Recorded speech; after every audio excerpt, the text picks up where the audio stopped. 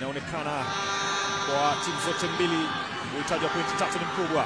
Haya, piga pasi kumtafuta Soa. Jonathan!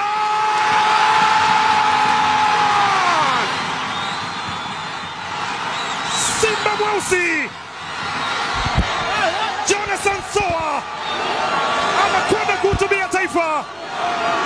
Morris Abraham aliweka pasi ya katikati kwa walinzi wakajichanganya wenyewe. Soa mpira ulimkuta tayari na akaweza kumaliza. Chance ameipata na chance ameitumia. Simba mweusi wawili kwenye mpira mmoja wanashindwa kuweza kucheza.